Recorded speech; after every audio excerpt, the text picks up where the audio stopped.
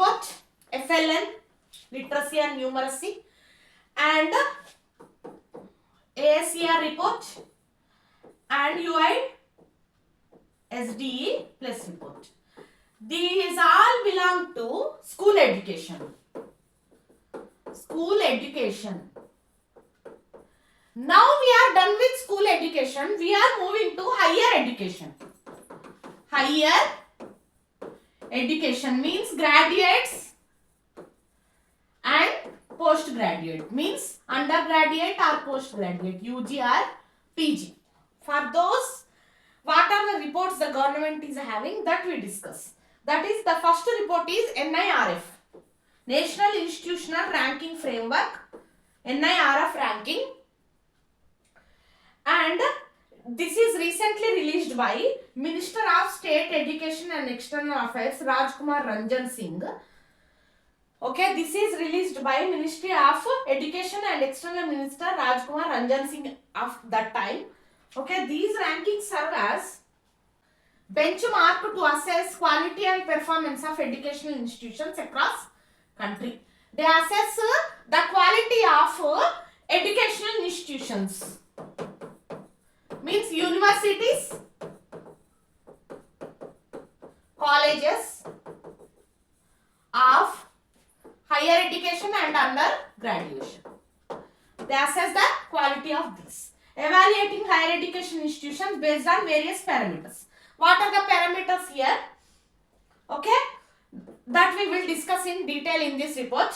So, National Institute of Ranking Framework is a methodology developed by Ministry of Education, formerly Ministry of Human Resource Development. Ministry of HR means personal recruitment for government offices. That is the work of this. This has been, Ministry of Education has been developed this report. Rank higher education institutions in the country. It is launched in September 2015 and aims to provide comprehensive assessment of institutions based on various parameters. So it assesses institutions based on some parameters. Parameters mean nothing but measures like infrastructure, quality of faculty, etc. things. NIRF rankings encompass 4 categories, that is overall colleges, universities, research institutions. So they take into account in these measurements colleges, universities and research institutions. The ranking aims to provide valuable insights into progress and performance of institutions in terms of academic excellence, research output and overall institutional quality. Means academic excellence means how many faculties are there and they have proper qualification to teach or not. That is called as academic excellence.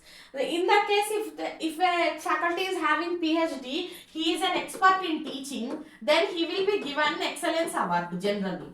So how many faculties having excellence award, that will be counted. And research output, how many researchers has been done, R&D, how much developed in that university, that is taken into consideration. And overall institutional quality means like transport, how many buses the college or university is having, and infrastructure, how the infrastructure is good or not, and canteen, all these things. Okay, so these rankings are available in the official website of NIRF, that is nirfindia.organization. If you visit this nirfindia.organization, you can see which is the best university in India. If you want to take admission, you can go through this website and check which is the best university, then you can seek admission there.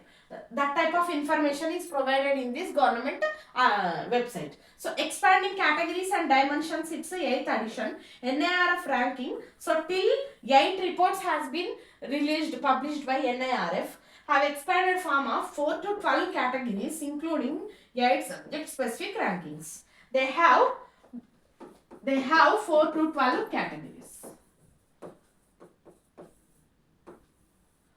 They have 4 to 12 categories. This expansion allows us a more comprehensive assessment of institutions. So these parameters allow us to make a more comprehensive assessment of institutions.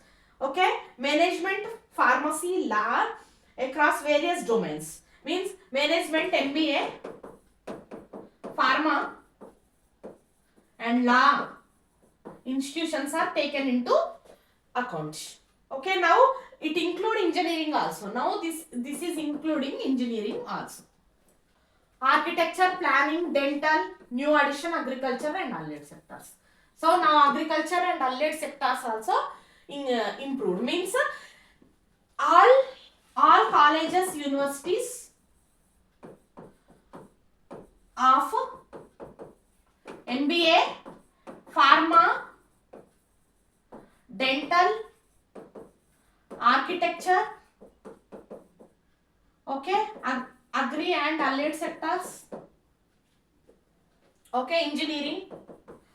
These are analyzed in R&D excellence facilities. Then the ranking will be provided. So the top performance in overall category are IITs. IITs in India in various locations. Okay, the Indian Institute of Technology Madras secured the top position. Madras University is in top position, maintaining success for previous year. Indian Institute of Science IISc in Bangalore emerged as leading university, reaffirming its commitment to academic excellence. And also Indian Institute of Science Bangalore has been in the top place. Additionally means in leading university. Additionally, IISc Bangalore recognized as second best institution in overall category. In overall it is second, but it is in university wise it is leading. It is in top position. But the first top one is IIT Madras. Okay, excellence in universities in university ranking, IISc Bangalore position showcasing retained its top consistently. Commitment to research and academic powers. So, JNU, Jawaharlal Nehru University, Jamia Millia Islamia secured second and third position respectively. Jawaharlal Nehru University, Jamia Millia Islamia secured second and third position, highlighting their contribution to academic landscape of the country. So, leaders in engineering. Who are the leaders in engineering? Means IIT Madras, and consecutive second year IIT Madras has secured this position in engineering, and IIT Delhi, IIT Bombay, IIT Kanpur, IIT Roorkee followed very closely, showcasing their exceptional contributions to engineering. So you only remember in engineering IIT is the best, but Madras, Delhi and Bombay, Kanpur, Roorkee, these locations you have to remember, they are the best IITs in India. Noteworthy management institutions. So what are the in MBA? In MBA, what are the good institutions? Means in the field of management, Indian Institute of IIM Ahmedabad. IIM Ahmedabad. This is the best institute. Okay, for management. Demonstrating, so IIM Ahmedabad is in top position. Demonstrating excellence in producing business leaders. IIM Bangalore, IIM Kozhikode, Calcutta, Delhi. This is also IIM. But in different locations, Bangalore, Kozhikode, Calcutta, Delhi, recognized for their outstanding contribution to management education. Recognizing achievements in other domains. What about the other domains apart from engineering and management? NIRF ranking acknowledges top performance in domains such as pharmacy, colleges, medical research institutions, innovation, law, architecture, dental, agri and allied. Recently added one. These rankings shed light on institutions that have excelled in their respective fields and contribute significantly growth of these domains. So they excelled in these fields and they contributed significantly to the growth of these fields. Now, what is the significance of NIRF rankings? What is the importance of NIRF ranking? Suppose a girl wants to get admission in a MBA college, then she can go through this report, NIRF, then she will come to know which institute or college is best, university is best, so that she can go and join in that, she can get a seat there. So they play a crucial role in evaluating improving quality of higher education in India. So if there is ranking, then what happens? Automatically competition between universities or colleges will happen. Automatically they start improving the facilities, etc. So if they improve, automatically education sector in India will improve a lot. By providing comprehensive assessment and comparison of institutions, ranking help students make informed decisions. Means a girl is there, name of A, in the name of A, she want to get admission, she can take, watching NIRF ranking, she can take a good decision. Okay, about their academic pursuits. NIRF ranking align with government efforts to enhance quality and accessibility of education across the nation. So, it align with government efforts to enhance the quality and accessibility. So, the whatever parameters they want to improve, they align with the government policies because Ministry of Education has designed this plan. With expansion of categories and growing number of participating institutions, NIRF ranking continue evolve and become more inclusive. By year and year, number of colleges increasing and number of domains increasing. So automatically the NIRF ranking also evolved.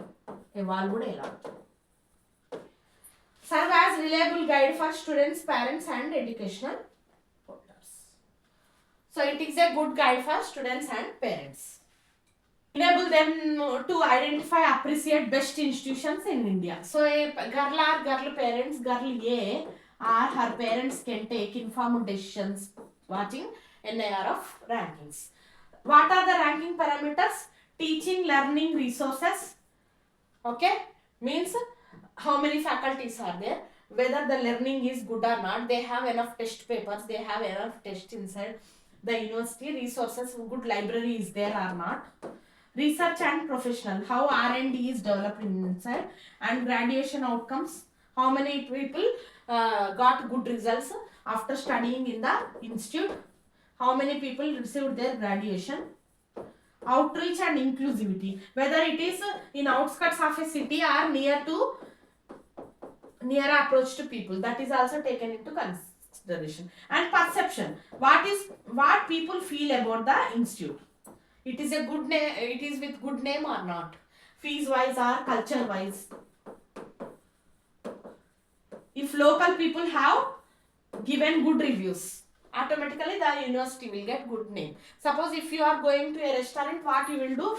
You will check the Google review of that, whether the restaurant is good or not. Then only you will enter the restaurant. Same like the students also will see what local people say about the college or university. If the perception is good, they go and join in that. So the resources given 30% weightage, R&D given 30% weightage, graduation means old results are given 20% weightage, outreach and inclusivity means it is near to city or in outskirts given 10%, perception given 10% weightage in the ranking. These are all parameters of NIRF ranking. So you can see in the picture also, teaching and learning resources means how much student strength is there, faculty student ratio, faculty with PhD, financial resource and utilization, online education available or not. And research practice mein publications, in research and practice section, publications, citations, parents, research projects are taken into consideration. Patent means it is one type of like copyright thing. If a university produced a research and development project, then they will have a copyright on it. No one can easily use it. That is known as patent. Means the original owner of the content is so and so university. Others can't misuse the content. And graduation outcome, placements, higher studies, university examination, median salary, PhD students, how many PhD done students are there, how many are got good results in university examinations, placements, how many got job in placements, campus placements. This will taken into consideration. And outreach and inclusivity, regional diversity, women diversity, how many women are there. Suppose a girl wants to join a college, she will check how many women lecturers are there. If all strength are boys, students are boys, like faculty also boy, then she may not prefer to join the college. That's why inclusivity reach also taken into consideration. If a college university is in outskirts, no girl want to join in it because travel is a hectic thing every day. So they give preference to city university. That's why reach is taken into consideration while giving NIRF rankings. So economically, socially challenged students, physically challenged students. How many physically disability students are there? It is also taken into consideration. So perception, peer, academic peer and employees perception. How the employees are feeling about the university, how the local people are feeling about the university, that is very important. So the information is given as a table here. In engineering, top institutes are IIT Madras, Delhi, Bombay. Management, IIT Ahmedabad, Bangalore, Kozhikode. In Law College, National Law School of India is the best. National Law University, Delhi. Nalsar University, Law, Hyderabad. Okay. In pharmacy, National Institute of Pharmaceutical Education Research, Hyderabad. Jamia Harvard, BITS Pilani. BITS Pilani is best in pharmacy. And top colleges, Delhi University, secured position in top 10 colleges in India with Miranda House and Hindu College leading the ranks. So, what are the, till now we assessed what is NIRF ranking, how the ranking will be done. But what are the issues, what are the drawbacks or limitations of the report? Let us see here. So, till now we have discussed the NIRF rankings. But some critics says that the NIRF ranking is a waste thing and it is a ranking that makes no sense. Okay? Why? Let us see here now. The NIRF ranking of higher education institutions, okay, is based on several parameters. That is, the higher education institutions are ranked overall university-wise, college-wise and also under disciplines such as law, medical, pharmacy, management, architecture. Okay, what are the parameters of evaluation here? We have seen the number of faculties, their excellence, outreach, R&D, feedback, etc. things we have seen now. So, teaching or learning resources, outreach, perception, what the people think about that so and so university or college. Okay, graduation outcome, how many results are positive inside it. Okay, profession, how many faculties are there and how much they are excel in their profession, etc. things. So, based on these parameters, the NIRF ranking was done. But however, what are the limitations in the ranking? The first one is private institutions are placed above NLUs.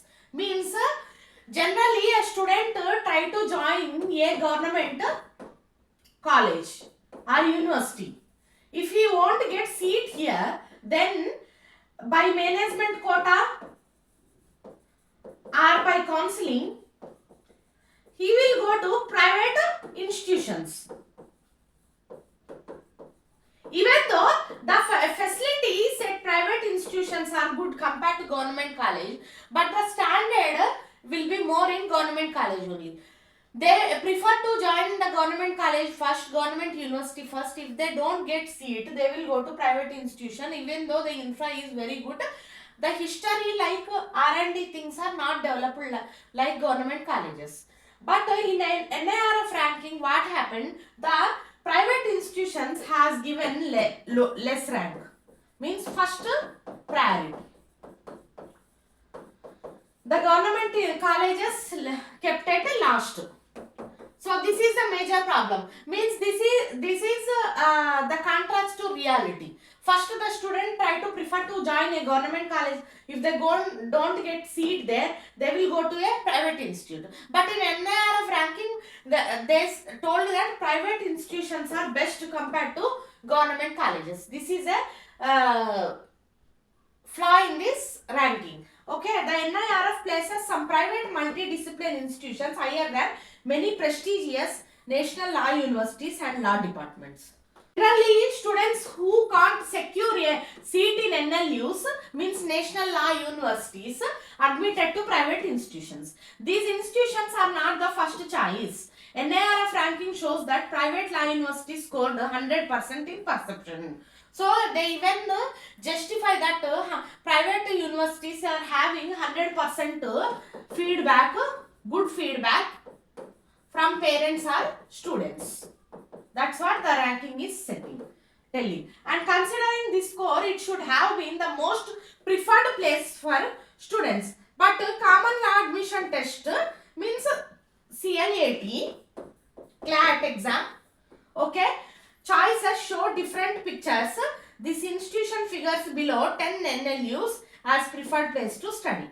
So whatever the institute that was placed as the first rank one, that is generally after 10 NLUs in CLAT admissions. So the 11th college has given first place in NIRF rankings. So lack of rigorous system. An analysis of data submitted by some multidisciplinary private institutions participating in various disciplines under NIRF provides evidence of data fudging. Means some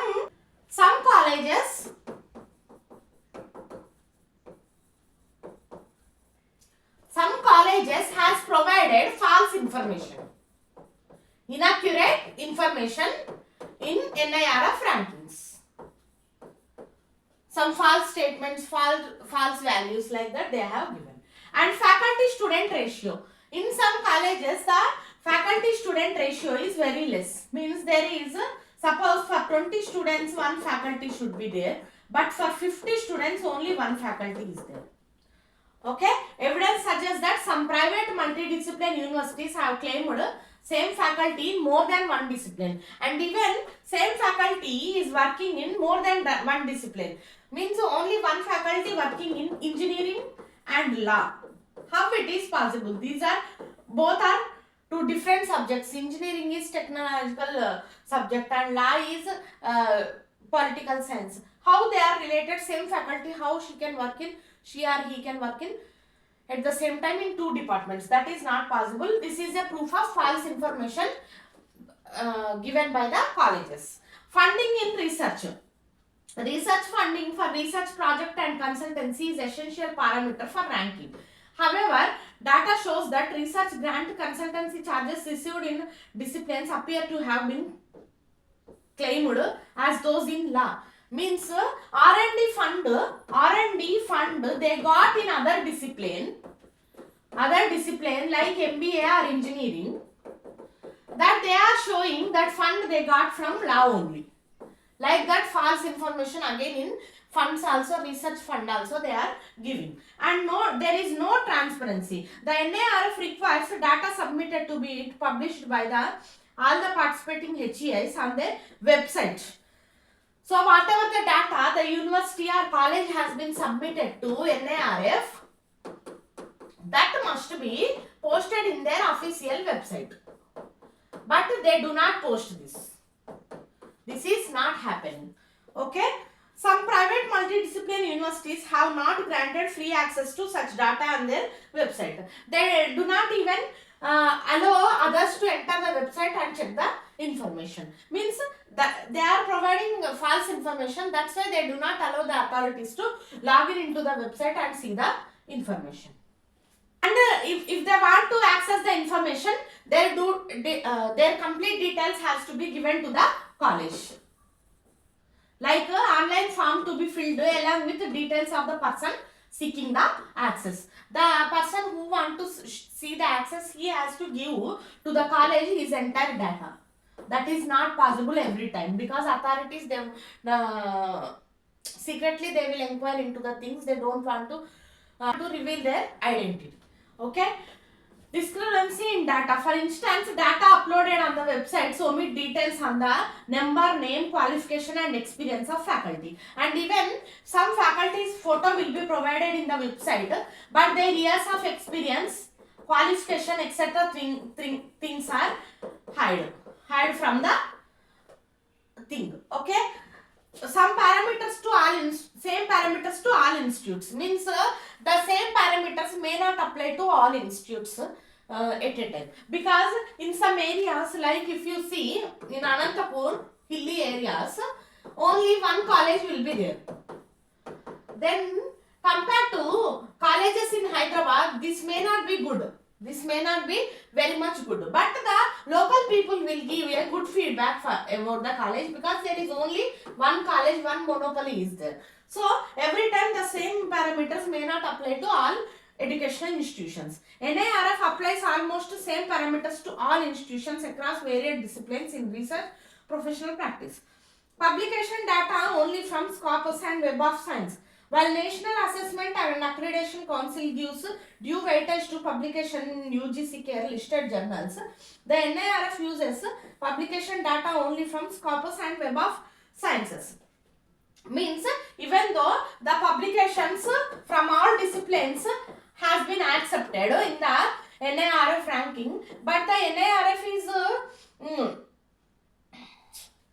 even though the publications from all disciplines are not counted, the NIRF takes care of only Scopus, Web of Science, discipline, researches into account, but they are providing all publication information, so that the information will be more, so that they will be get a top position in the ranking. Like that they are cheating the NIRF rankings. So there should be some revised methodology, and structural issues in NIRF undermine the ranking process. So these whatever the methodology and structural issues are there that do not support transparent NIRF ranking. Okay. So this is all about NIRF. Let us move to the another new concept, that is AISHE, All India Survey on Higher Education. All India Survey on Higher Education. This is nothing but online survey of all higher education institutions in the country. Okay, they conduct a survey all over India. How many institutions are there, in which place they are more concentrated, in which field there are more educational institutions in some area. Like that things they conduct by online mode. Okay, the government of India started AISHE in 2010-11, a task force formed from AICTE, UGC, National Medical Council, Distance Education Council. Representatives from leading universities conduct the survey. So the representatives from the leading universities, university personnel will conduct this survey, so that they can check how many educational institutions are there in an area, in which discipline. Okay, like that. So in 2020-21, the survey was started under leadership of Ministry of Education. Ministry of Education is conducting this survey. The survey mainly focuses on higher education in the country. So earlier we have seen UIDSE. This is a MIS system, real-time MIS system of school education. Okay, so we will, after going through this website, we will get an analysis of school education, how it is going in our country. In the same way, after watching this AISHE survey, we will get clear understanding, analysis of higher education in our country.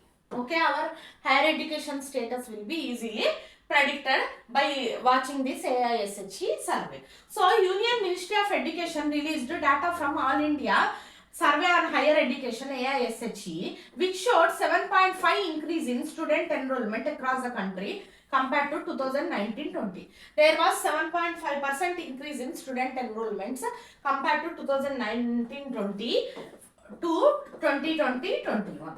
So the AISHE initiated in 2011, during which data for the year 2010-11 was conducted. The entire survey was conducted through electronic mode and dedicated portal https aishe.gov.in. Okay, this survey was conducted online survey. Here the educational institutions have to log in into this website, and they have to furnish their information annually here. Okay, they have to give information, like when we are applying a job, we will fill a form, online form, and we will attend an online exam. In exam, what we have to do, every question we have to attempt. Like that, educational institutions have to log in into this website, and they have to, whatever the forms are there, whatever the questions are there, they have to give answers and they have to fill the forms so that the survey information will be collected. So what are the key findings here? Key findings of the report. Higher education institutions of India filed their data using entirely online data collection platform through web data capture format. Here they use web DCF, like suppose documents they have to submit. Their university documents, faculty experience documents, like that. If they are giving some information over online, there should be some proof of the information also. So that's why they will provide some documents also by this method. This method was developed by Department of Higher Education and National Informatics Center, NIC. Okay. So what are the number of institutions inside India? Till now, we have seen what the survey is. Let us see the survey report now. That is the number of institutions. So, the number of institutions according to this report is increased by 70 during 2021 to 1113 in 2021 from 1043 in 2019-20. Means they are 1000 in number in 2019-20. Now the number has been increased to 1113 in 2021. So recent data, this is an exercise to you. Just I am telling whatever the important reports are there in education, I am telling to you. You try to furnish the information from 2020 to 2025. This will become an exercise to you, and at the same time you will get a clear idea, clear picture of the report. When you are watching in the video, when you are listening, you will understand. Afterwards you will forget. If you do this research by Google etc. things, you do not forget the thing. The entire thing will be posted into your mind. That's why you do this exercise from 2020 to 25. How much this data has been changed. And we also make a separate video on recent report. This is old report before COVID. We are discussing because before COVID, after COVID, what is the situation of education in India? This is very important for everyone to know. That's why we are furnishing information before COVID. This after COVID thing, we will make a separate video again.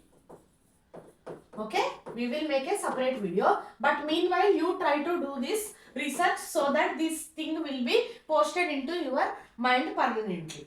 Okay. So, Uttar Pradesh, Maharashtra, Karnataka, Rajasthan, Tamil Nadu, Madhya Pradesh, Andhra Pradesh, Gujarat, Telangana.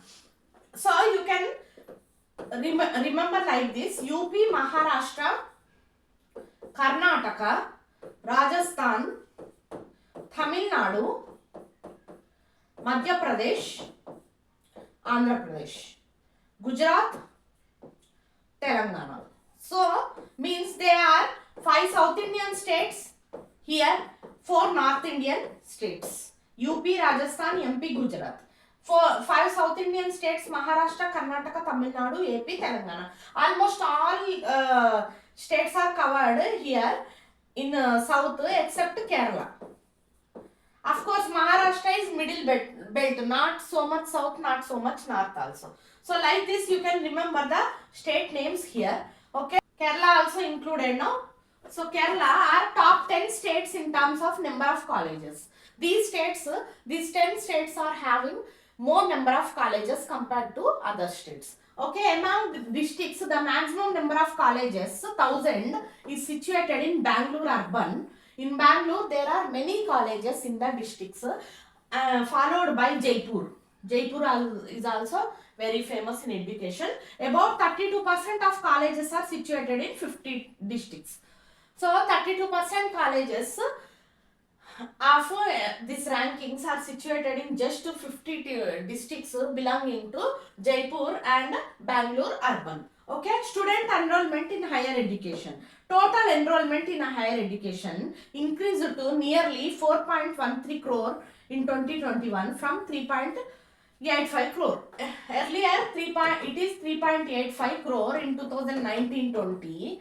Now it has been increased to 4.13 crore in 2021. Okay, this is an increase of approx 30 lakh students increased in within 1 year who are enrolling in higher education like law, engineering, MBA, medical, etc. So, female enrollment, how females are advancing in higher education means it has been increased from 19 million in 2019-20 to 20 million in 2020, means 10 lakh in 10 lakh number of females has increased who are enrolled in higher education. Okay, the number of females joining higher education increased by approx 13 lakhs, means nothing but 1 million. What about SCs, scheduled castes?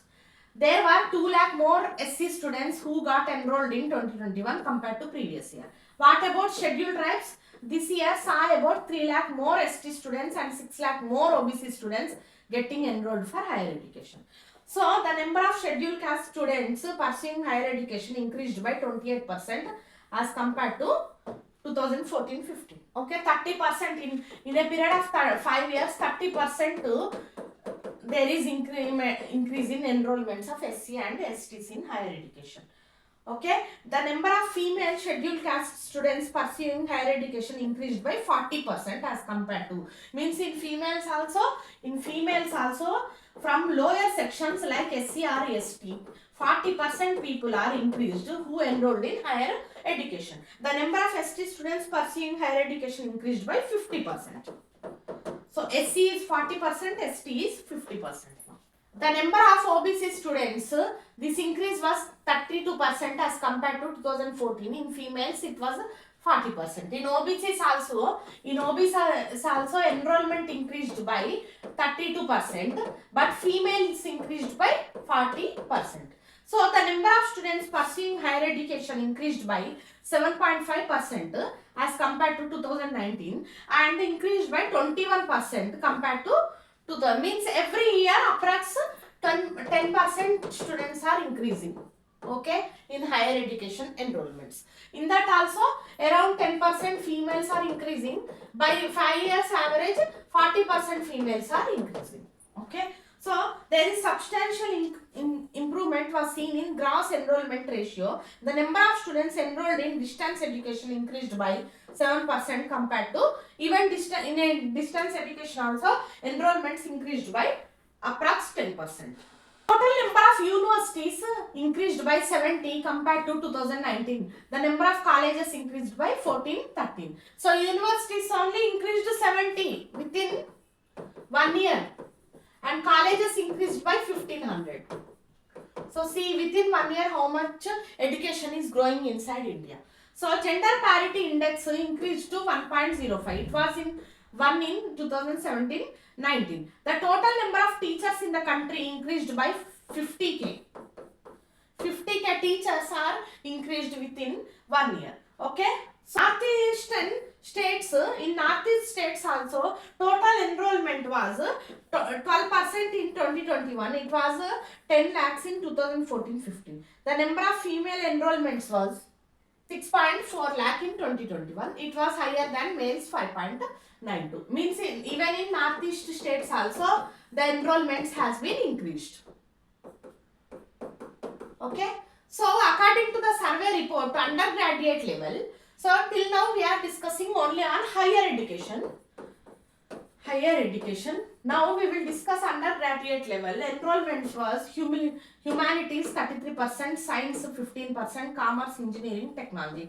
At the post graduation level, maximum number of students opted for social science followed by science. So in which disciplines the enrollment was increased means science, commerce, engineering and technology. Okay. So social science also improved a lot. So gender parity index is 1 in 2017. Now it has been increased to 1.05. Gender parity index has been increased by 0.05. Okay. So the gender parity index is socio-economic index usually designed to measure access to education of males and females. Gender parity index is nothing but how much education is accessible to females and males. That comparison is known as gender parity index. This index is released by UNESCO. So top 6 states in terms of student enrollment are UP, Maharashtra, Tamil Nadu. These states names already we discussed. Okay, teaching and non-teaching staff in higher education. The number of teachers has increased to 50k. Already I told you within 1 hour, 1 year, 50k teachers has been increased in the education. There are 75 female teachers per 100 male teachers. For every 100 male teachers, there are 75 female teachers. Okay. So, total number of pass outs has increased to 1 crore in 2021 as against 94 lakh in 2019-20. Means pass outs has been increased by 1.5 lakh. Those who finished their graduation has been increased by 1.5 lakh within 1 year. Because the colleges, universities, facilities, everything increasing, automatically educated people will also increase. So, what is the significance of higher education? How it is improved inside India? Means through some measures of government, higher education has improved a lot within India. They are ASHE&NIRF Bharat. Self-reliant India needs a continuous supply of trained, skilled human resources. So, for ASHE&NIRF Bharat, trained people are needed. Okay, demographic dividend. There is lot of difference between physiology of different regions inside India. Better employment opportunities. Even employment software has grown a lot worldwide. So people want to get good jobs after being educated within the world, all over the world, wherever they go, they can get a good job. That's why they prefer to finish their education fast. Economic development. Even if a family economic situation has been improved, then they can afford more money on educating their children. Technological advancement. Even technology improved by YouTube also, social media also, people are getting awareness that how they can get good education. In earlier days, there is no guidance. Even our parents don't know what is going on. So our brothers don't know, sisters don't know what they can guide to us. But this time social media and YouTube has increased a lot, so that by online also people come to know how they can educate themselves very well. Okay, solving societal issues, plurality, inclusivity, diversity, horizons of mind. Means psychology, people psychology also changed. Nowadays many things are came up like bunk couple, like that, and it is best to get unmarried. First girls want to grow their education career, then only they want to get married. So for good career they should be educated very well. So that type of psychological feelings or maturity is coming within the personal. This has given rise to development of education within India. And empowerment of women. Women empowerment is a major thing. Many women societies are there. They guide the women that if you are very well educated, then you can rely on yourself. So that type of preachings also there. They led to development of education inside India. And national education policy that is provides compulsory education till 14 years to each and every children. So till 14 years if the children is educated, after that they can't stay alone, they can't leave the education because they are habituated to the routine of studying. That is the thing. So the national education policy also contributed very much to the development of education inside India. And RUSA, Rashtriya Uchchar Shiksha Abhiyan, Project Education Quality Upgradation and Inclusive Program. These all are government programs to develop education inside India. Prime Minister Research Fellowship, PMRF, Attract Talent Proof of PhD programs. Paramamsha Mentor mentee relationship. Under this scheme, accredited institutions would help aspiring institutions that want to get accredited. Means already senior institutions will help junior institutions to get accreditation under the university. So scheme for promotion of academic and research collaboration, SPARK, it is aimed to improve research ecosystem to develop the R&D in every college so that India can also get good projects to the market. Okay, Global Initiative for Academic Network, GIAN. It aims to tap talent pool of scientists and entrepreneurs. So, GIAN is a network of scientists and entrepreneurs. If they come together, scientist plus entrepreneur, they can plan new projects of R&D. So, they can hire some students to work on these projects. So, formation of higher education financing agency. They even finance education to some talented students so that they can help in the research of their companies. It aims to finance creation of capital assets premier educational institutions in India. And Institutes of Eminence scheme. It aims to provide opportunities for few chosen institutions to grow in direction of being renewed globally their excellence. So, funding to small institutions so that they soon become institutes of eminence. That is also one scheme provided by government. Okay, Swayam portal. There is a need to shift focus from enrollment to attendees.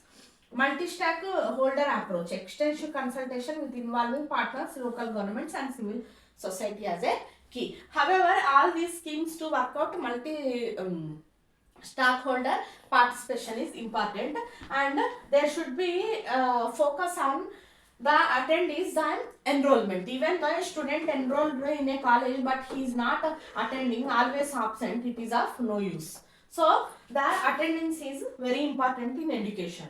This is all about AISHE and NIRF ranking, friends. Hope you like the video. For many videos like this on our channel, please do like, share, subscribe. Thank you.